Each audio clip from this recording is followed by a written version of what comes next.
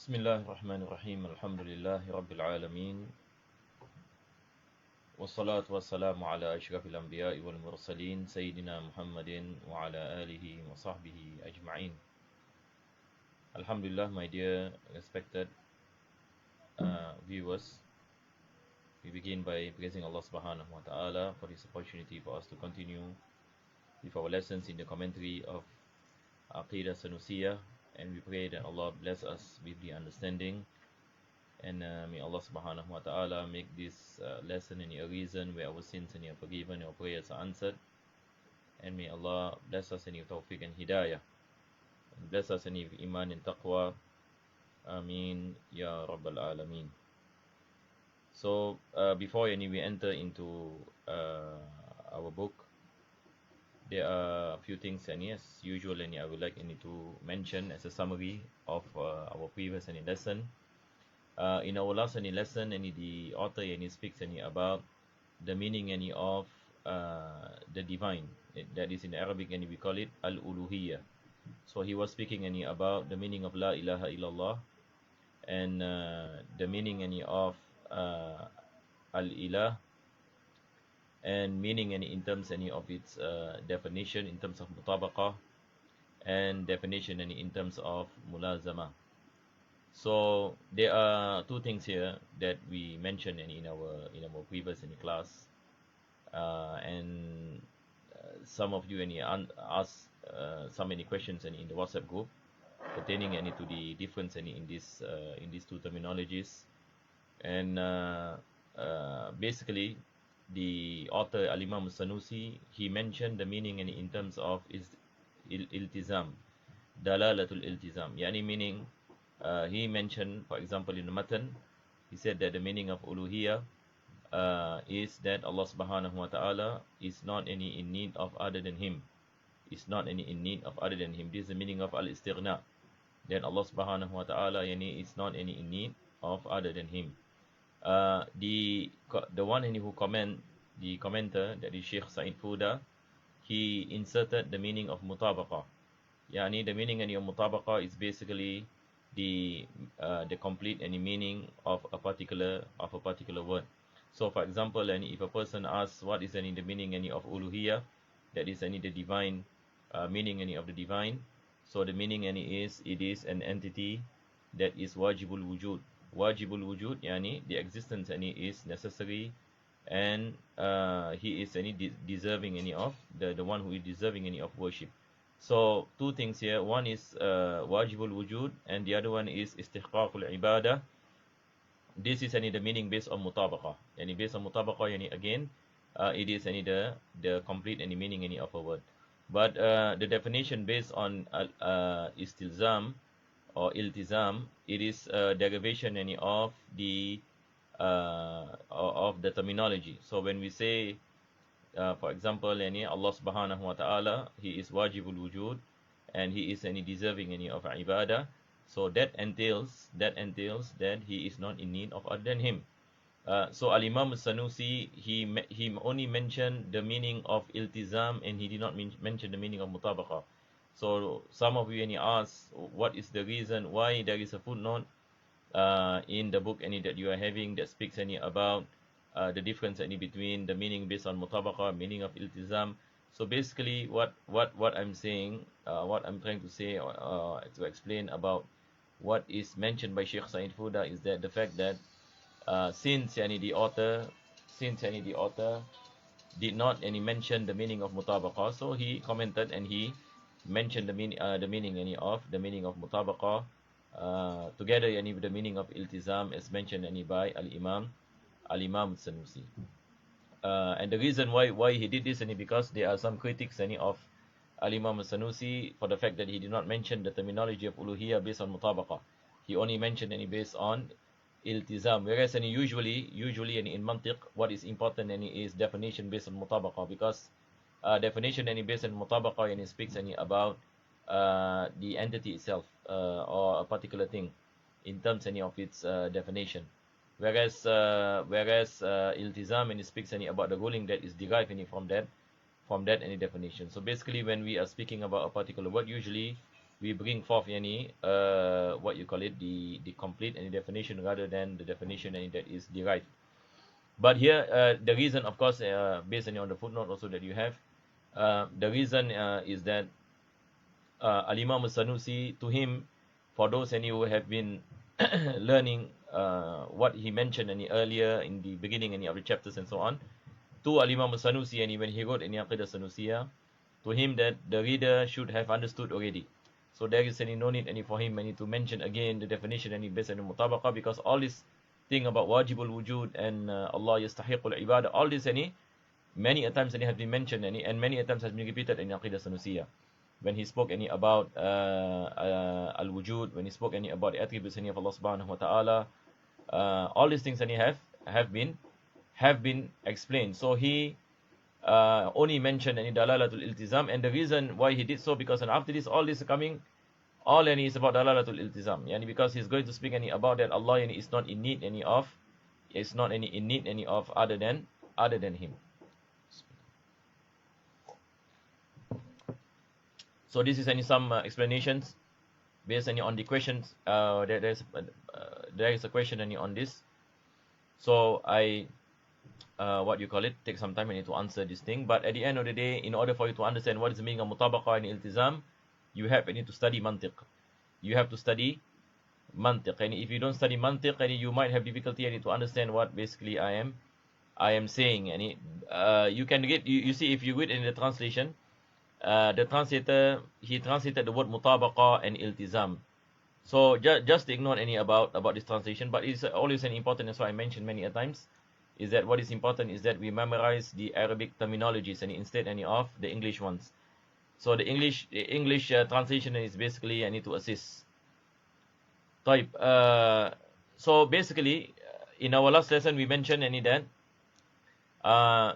since we have understood that Allah is wajibul wujud, that Allah is deserving to be worshipped, that entails that He is not in need. So it is impossible. Basically, this is the thing that we are going into. The point here is al-istighna. This is where the author will go deep and explain about the meaning of al-istighna. So once we have understood that Allah subhanahu wa ta'ala is ghani, the ghani meaning He is not in need of anything else, whereas everything is in need of Allah subhanahu wa ta'ala. So when we have understood that Allah subhanahu wa ta'ala is al-ghani, then he mentioned here, if you look in your book, so now we will enter into page 185.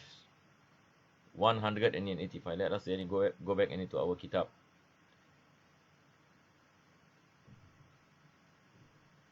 So this is the what we mentioned last week. We spoke about mutabaqah, the meaning of divinity of correspondence. Here is translated, mutabaqah is translated as correspondence, whereas istilzam, if you see here, it's translated as what? Concomitant. Aywa. So what is important again, as I mentioned, is we understand the meaning. Right. So our lesson today, ya Jama'ah, we will start from page 185. Based on this, okay, what is based on this? That Allah subhanahu wa ta'ala is not in need of other than Him, that the fact that He is wajibul wujud, that He is deserving of worship. The meaning of la ilaha illallah is there is no one free from needing mustaghni anything besides Him, while everything besides Allah the Exalted is in need of Him. Or it means there is no God whose existence is necessary and who deserves to be worshipped besides Allah. This is the meaning based on mutabaqah, that's what we mentioned. So we have the meaning based of iltizam, is what we mentioned here when it comes to istighna, and the meaning of al-mutabaqah when it comes to wajibul wujud and deserving to be worshipped. So both meaning stands. Both meaning stands. And when we say la ilaha illallah, it can mean there is no other existence that is wajib except Allah subhanahu wa ta'ala, who is deserving of worship. The dalil of the meaning of iltizam, and if we say that there is no God but Allah, any meaning that there is nothing that is what you call it is not in need except Allah subhanahu wa ta'ala. So I hope it is clear, inshallah. Then and he mentioned he is the true God whose existence is necessary and who deserves any to be worshipped. This is based on mutabaqah. As for the points of doctrine that fall under this self-sufficiency. So now he will speak about self-sufficiency. In Arabic we call it al-istighna. It is intrinsic and eternal self-sufficiency for him that Allah subhanahu wa ta'ala has no beginning, and Allah subhanahu wa ta'ala has no ending, and he is not in need of anything else. The sublime and majestic in which he is free of needing all besides him. His self-sufficiency implies that his existence is necessary. So now we will speak about al-wujud. Al-wujud.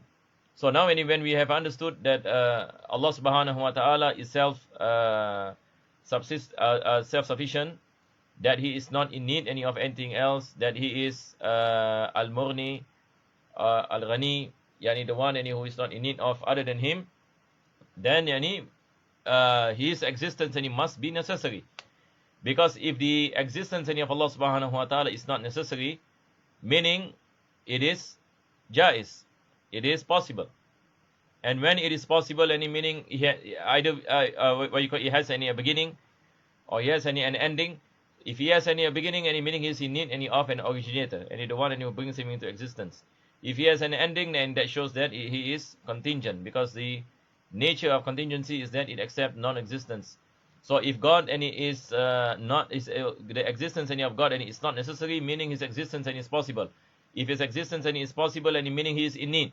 If he is in need, meaning he is not God, because God cannot be the entity that is in need, because being in need, it it is something that make a particular thing not divine, because the moment something is in need, then that shows a shortcoming, and it cannot be divine, because divinity speaks about not being in need. So now when we read what he mentioned, the sublime majestic in which he is free of needing all besides him, his self-sufficiency implies that his existence is necessary. For if his existence were merely permissible, jaiz, he would have needed an originator, muhdis, the one who brings him into existence. And that need negates self-sufficiency, meaning he is in need. So he is not self-sufficient. It is impossible to negate self-sufficiency from him, the exalted, because it has been established for him both rationally and textually. Allah subhanahu wa ta'ala mentioned, Ya ayyuhan nas antumul fuqara'u ilallah wallahu huwal ghaniyul hamid. That Allah mentioned in the Quran that Allah is al-ghani, that Allah is not in need, he is self-subsistent or self-sufficient. Other than Allah subhanahu wa ta'ala is in need. As for the rational proof, it is the proof he presented for self-subsistence, qiyamuhu bin nafs. In our last time we spoke about the proof of qiyamuhu bin nafs, that Allah subhanahu wa ta'ala is not in need of a locus or a place to reside, and Allah is not in need of something else to specify him. Something else to specify him, and he is mukhassis. So we mentioned that if Allah is in need of a place or in need of something else to specify his existence, then he cannot be, then meaning he is in need of that something. He is in need of that something. So all these are the rational arguments we have mentioned when we speak about qiyamuhu bin nafs, you can go back and you can read up. So there is no need for us to go back again and so on. So sometimes when you learn this kind of book, you have to read up and revise certain things, so that inshallah ta'ala the information sticks to you, inshallah. Notice he said the meaning of sublime. It is the meaning of jalla. The word jalla, usually we say Allahu jalla jalaluhu. The meaning of jalla is his divine transcendence above all imperfections. When we say jalla, meaning Allah is free from all imperfections. The meaning of majestic azza is his unique possession of all perfection. So azza wa jal, usually we say Allahu azza wa jal. Azza is majestic, jalla is sublime. Sublime meaning free from all shortcomings, and azza meaning possessing all perfections. His self-sufficiency necessitates his beginninglessness. Allah cannot have a beginning. And if you say that Allah is self-sufficient, he cannot have a beginning. If he has a beginning, meaning he is in need of an originator. And it shows that he is created, and this is impossible. In other words, it necessitates a negation of prior non-existence. Where were he be not pre-eternal, he would have been contingent. Correct or not? And if he is not any pre-eternal, meaning he has a beginning. If he has a beginning, meaning he is a contingent. And were he contingent, he would not need. He would have needed an originator and muhdith, and the one who brings him into existence, and that negates self-sufficiency, meaning he is not self-sufficient and he is in need of something else to exist.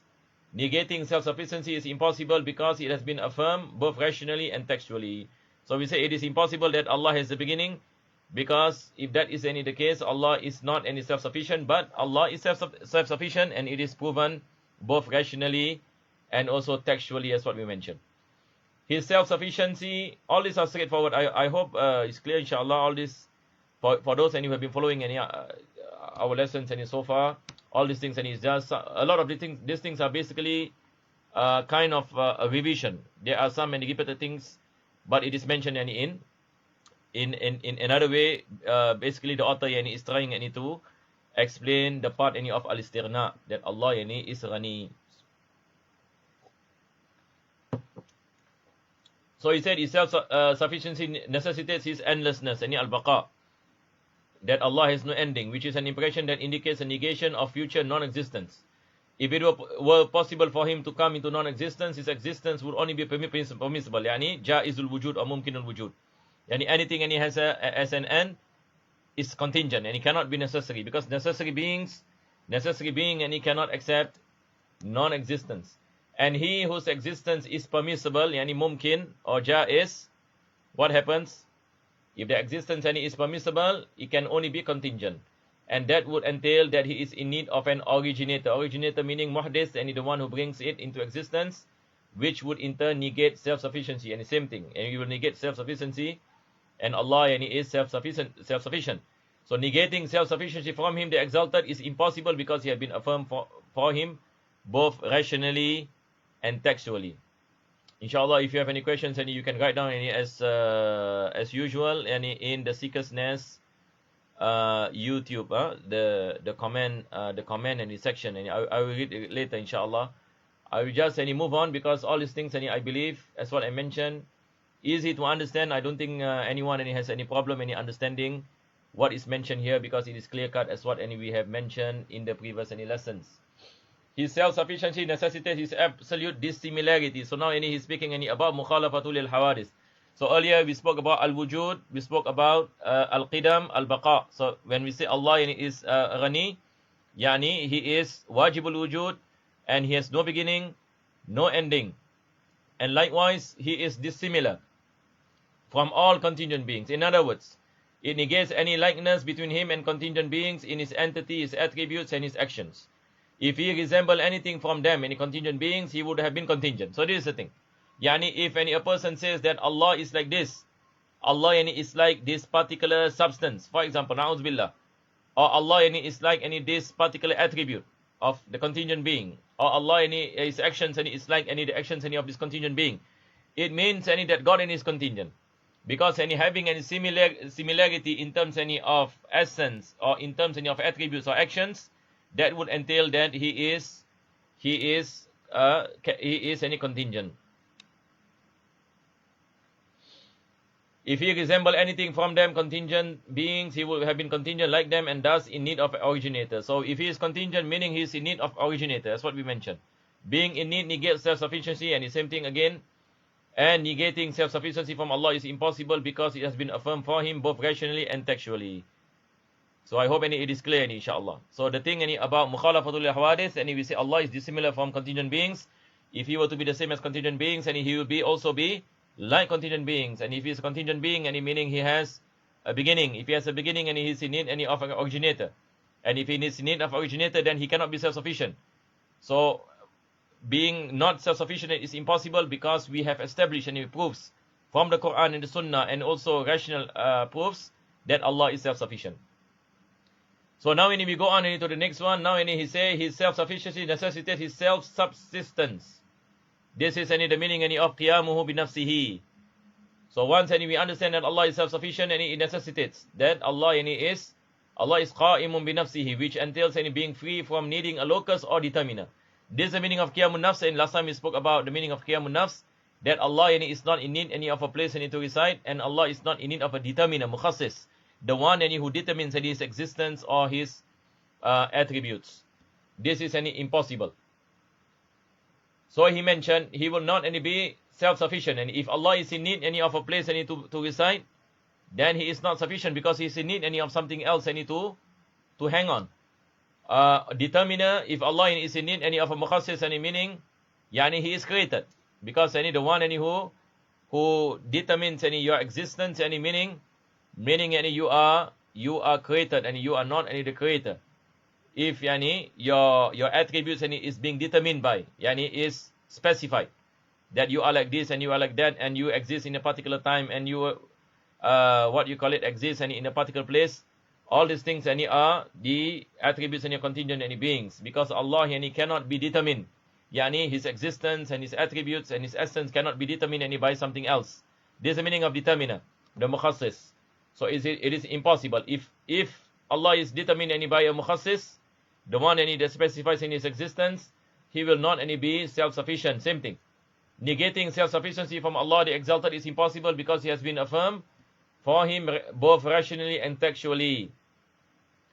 It shouldn't any be said that self-sufficient means any the same as self-sufficiency, for how can something be proven any with itself? There is a difference, and basically the author is saying there is a difference any between qiyamuhu bi nafsihi and al-istighna. In Arabic and we call it difference between qiyamuhu bi nafsihi and al-istighna. When we say Allah, the attribute of qiyamuhu bi nafsihi, meaning Allah is not in need of a locus and not in need of determiner. Only these two.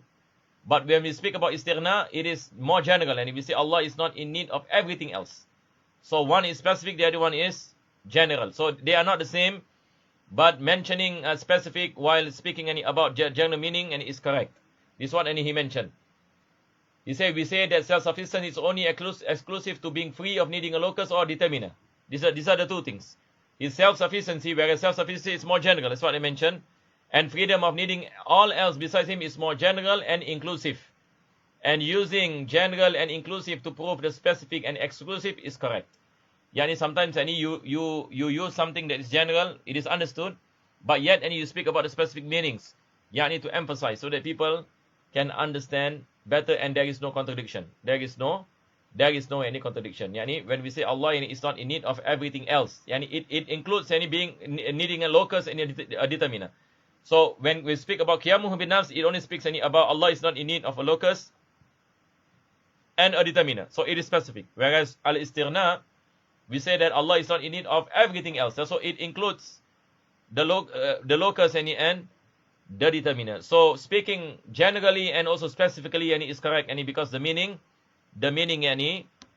is binded together with the general meanings and the specific meanings. His self and his sufficiency necessitates his divine transcendence above imperfections. And we say that Allah subhanahu wa ta'ala does not possess any imperfections. So this also can be derived from al-istighna, because the moment we say Allah is not in need of everything else, meaning Allah is perfect, correct or not? The moment you say God is not perfect, meaning he is in need of something else to patch up the shortcoming.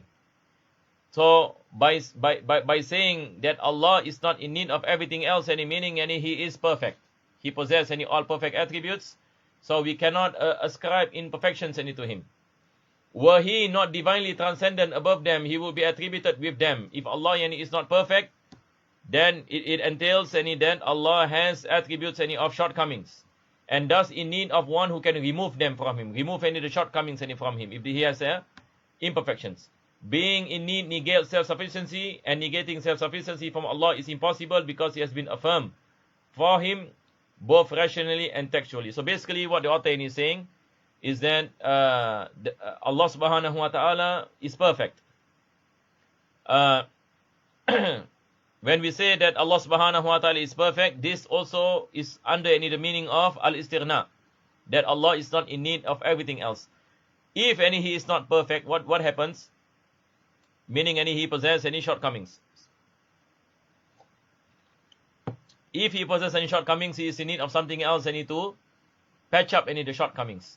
So in that case, he is in need of something else, and this is impossible. And being any in need is impossible for Allah rationally and textually. Included in the obligation of declaring His divine transcendence, included in the obligation of declaring His divine and transcendence above imperfections is the affirmation of hearing, sight and speech for Him. So part of it is when we affirm that Allah subhanahu wa ta'ala He possesses the attribute of hearing, sight and speech.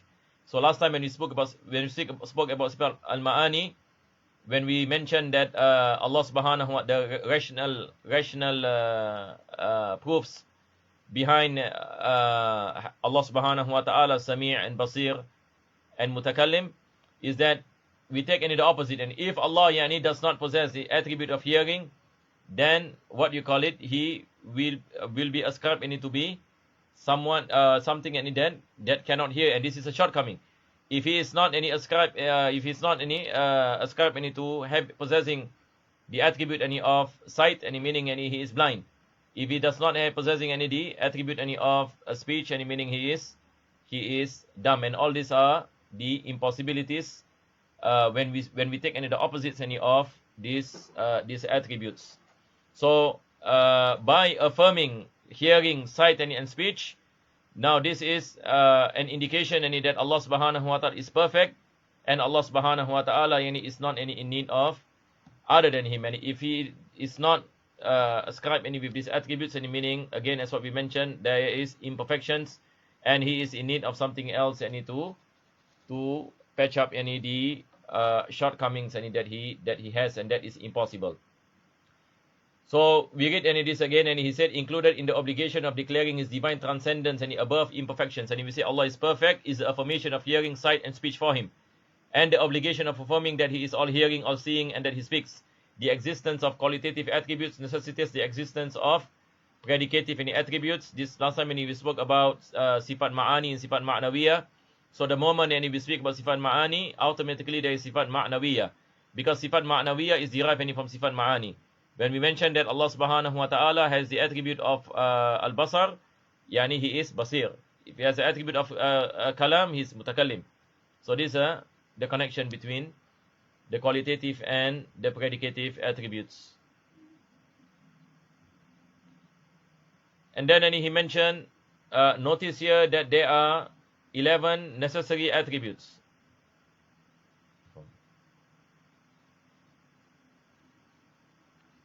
So he said, notice here that there are 11 necessary attributes that are subsumed under the meaning of self-sufficiency. So all these things that we mentioned under istighna, under self-sufficiency, there are 11 of them. So let us count again.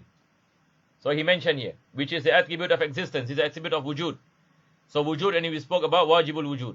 And then 4 negating attributes, that is al-qidam, al-baqa, mukhalafatul lil-hawadith, and qiyamuhu bin nafs. So we have 4 attributes from sifat and salbiyah.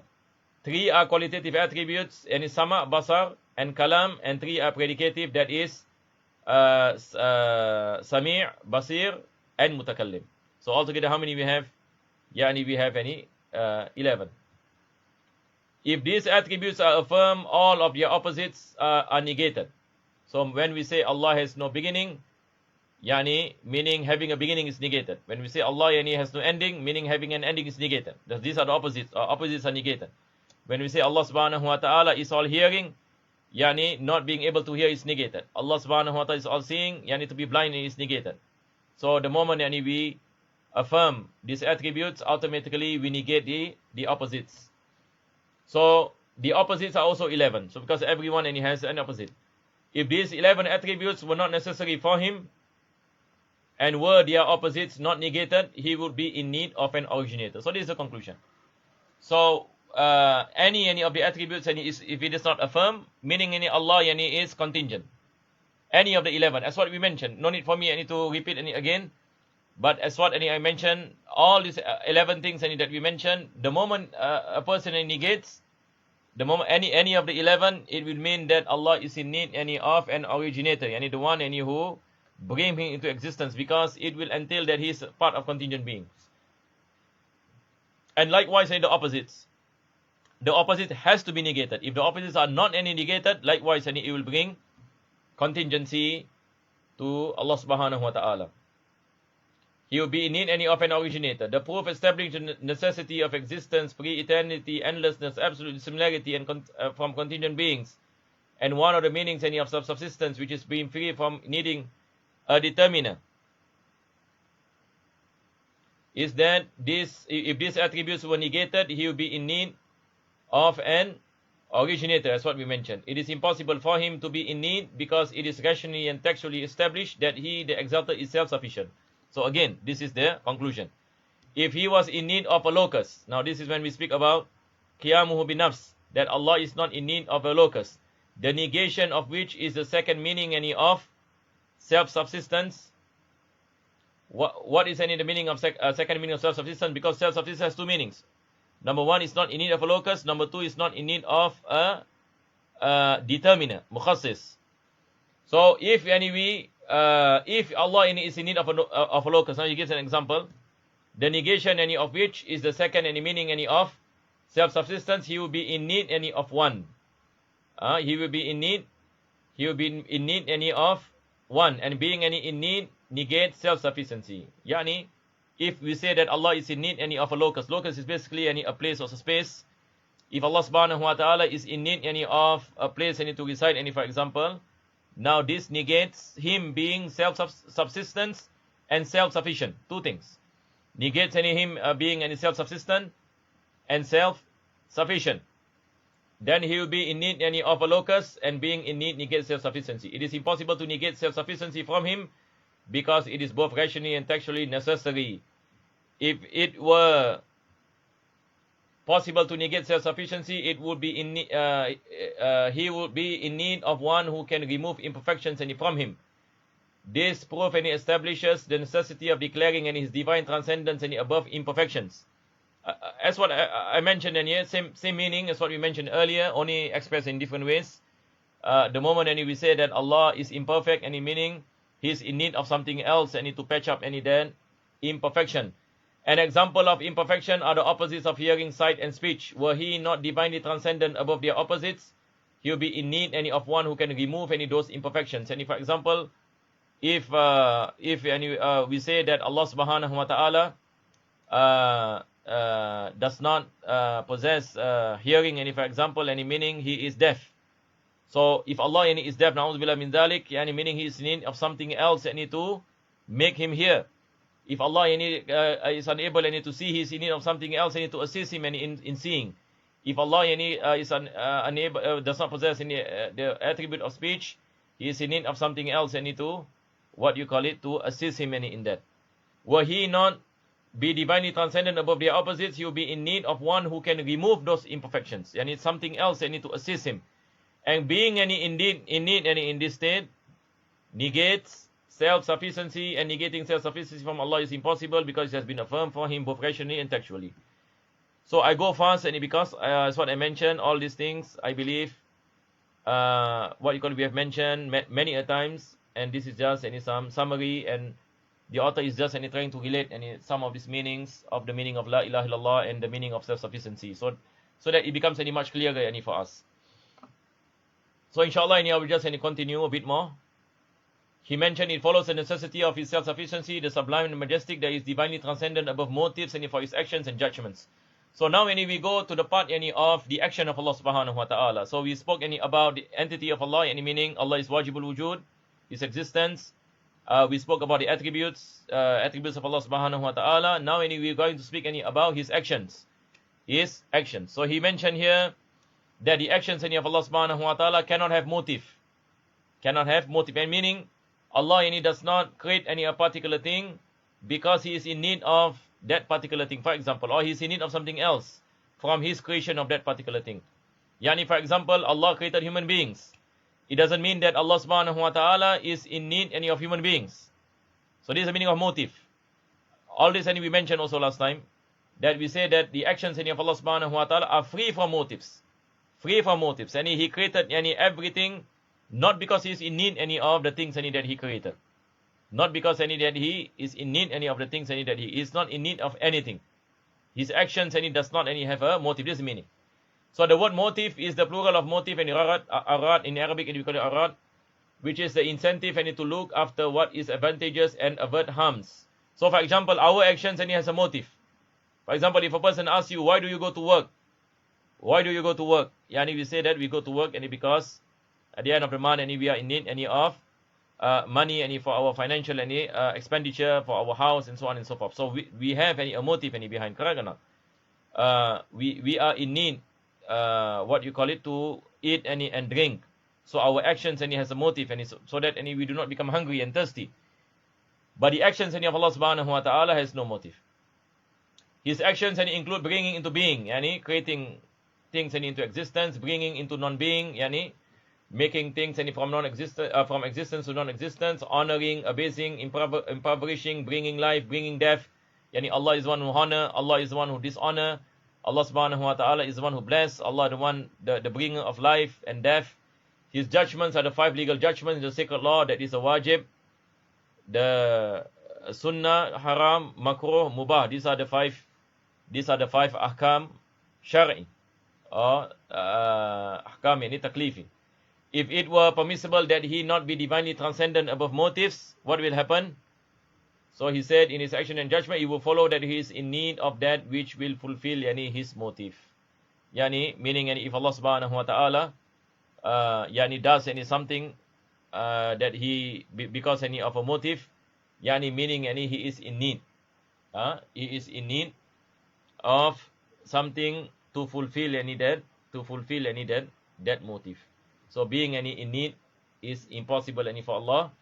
It will follow that he is in need any of that which will fulfill any his motive. We observe that all who have a motive for something need that which will fulfill their motive. Will Allah be in need? It will negate his self-sufficiency. And basically what he's trying to say is that everything any that has any a motive any behind their actions and they are in need any of that. They are in need of that motive. The reason any why you eat any because you are in need of fullness. The reason why you go to work any because you are in need any of money. The reason why you do a particular action because you are in need any of something else. So basically, whenever you have a motive any meaning you are in need. So when you are in need, you are not self-sufficient. So Allah subhanahu wa ta'ala cannot be in need. If Allah will be in need, as what we mentioned, it is impossible for Allah subhanahu wa ta'ala.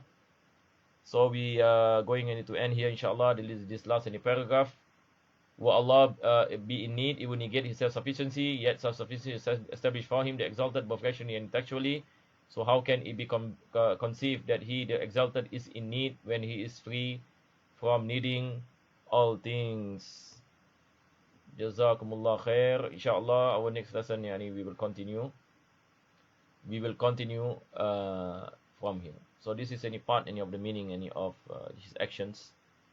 Inshallah ta'ala, hopefully we can finish the kitab before year end inshallah ta'ala.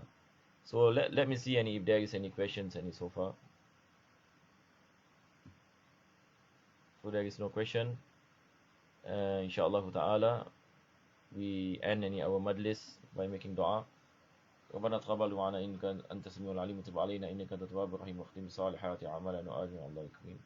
بفضل سبحانه ربك بالعزة عما يصفون وسلام على المرسلين والحمد لله رب العالمين. Inshallah, this Saturday we are having a haul of Habib Muhammad al-Haddad. We have came out with the posters, so you can share with your contacts inshallah. Assalamu alaikum warahmatullahi wabarakatuh.